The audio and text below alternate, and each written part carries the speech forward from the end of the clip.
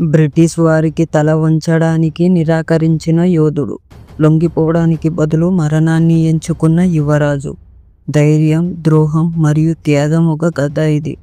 మణిపూర్ సింహమైన తికేంద్రజిత్ సింగ్ యొక్క చెప్పని కథ. అతని వారసత్వం నేటికి లక్షలాది మందికి ఎలా స్ఫూర్తినిస్తుందో తెలుసుకోవడానికి చివరి వరకు వేచి ఉండండి. హలో ఎవ్రీవన్, నా ఈ ఛానల్కు స్వాగతం. జీవితం చాలా అంతుచిక్కని క్వశ్చన్తో నిండి ఉంటుంది, కానీ ప్రతి క్వశ్చన్ కూడా ఎదగడానికి మరియు విజయం సాధించడానికి ఒక అవకాశం. ఈ ఛానల్ ద్వారా నేను ప్రతిరోజు మిమ్మల్ని మోటివేట్ చేసి మరియు ఇన్స్పైరింగ్ చేసి ఇంకా స్ఫూర్తినిచ్చే చిట్కాలు పంచుకుంటా. కాబట్టి మీరు మిమ్మల్ని మార్చుకోవడానికి, విజయంతో నిండిన జీవితాన్ని సృష్టించడానికి సిద్ధంగా ఉంటే ఇప్పుడే ఆ సబ్స్క్రైబ్ బటన్ నొక్కి మన ఈ ప్రయాణాన్ని మొదలు పెడతాము.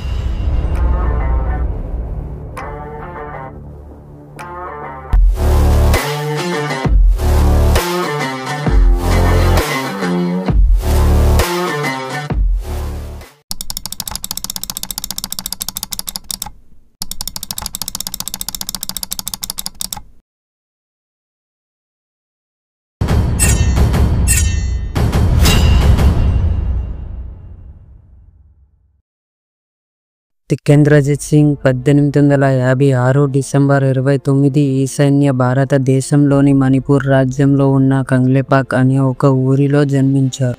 మహారాజా చంద్రకీర్తి సింగ్ మరియు చంగోతం చానుకౌశేశ్వరి దేవి దంపతుల 4వ కుమారుడు. చిన్నప్పటి నుంచి అతను స్వేచ్ఛ మరియు నాయకత్వం పట్ల బలమైన మక్కువను ప్రదర్శించేవాడు.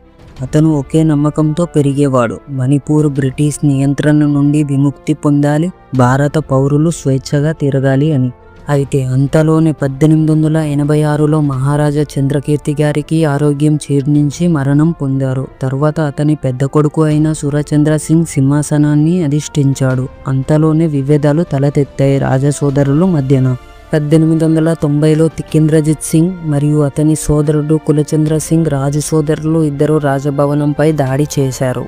దీని ఫలితంగా సూరచంద్ర సింగ్ భయంకి గురి అవ్వి అతని సింహాసనాన్ని వదులుకోవాలని ఉద్దేశాన్ని ప్రకటించి వెంటనే మణిపూర్ నుండి చచ్చరికి బయలుదేరాడు. నూతన రాజుగా కులచంద్ర సింగ్ సింహాసనాన్ని అధిష్ఠించాడు మరియు తికేంద్రజిత్ సింగ్ మణిపూర్ సైనిక సేనాపతి మరియు కమాండర్గా గణనీయమైన ప్రభావాన్ని చూపాడు.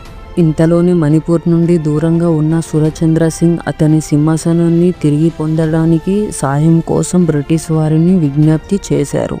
దానికి బ్రిటిష్ వాళ్ళు నిరాకరించారు.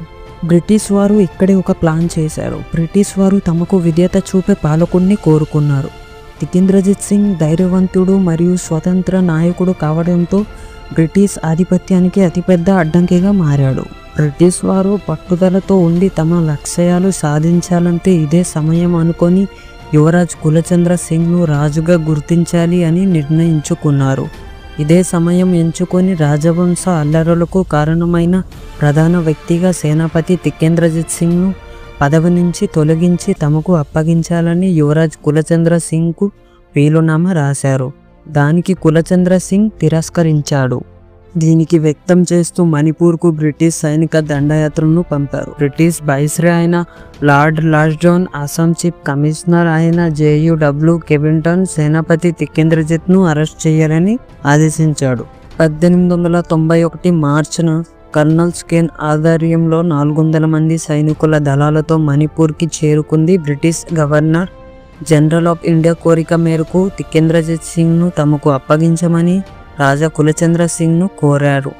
దానికి కులచంద్ర సింగ్ నిరాకరించి మణిపూర్ సైనికులతో ఎదురుదాడి చేశాడు మరియు బ్రిటిష్ వారిని రక్షణలో ఉంచాడు. తదంతర గందరగోళంలో పొలిటికల్ ఏజెంట్ ఫ్రాంక్ గ్రీన్బూత్ మరియు కెవింగ్టన్ సహా 5 బ్రిటిష్ అధికారులు మరణించారు. దీనికి కోపగించిన బ్రిటిష్ ఆర్మీ 1891 మార్చి 31న బ్రిటిష్ ప్రభుత్వం మణిపూర్కి వ్యతిరేకంగా మరోసారి సైనిక దళాల్ని పంపింది. మేజర్ జనరల్ సిల్చార్ ఇంకా కమాండర్ ఆఫ్ కర్నల్ RHF రెనిక్ మరియు బ్రిగేడియర్ జనరల్ గ్రహం ఆధ్వర్యం నుండి 3 సైనిక స్తంభాలతో ఏర్పాటు చేయబడింది.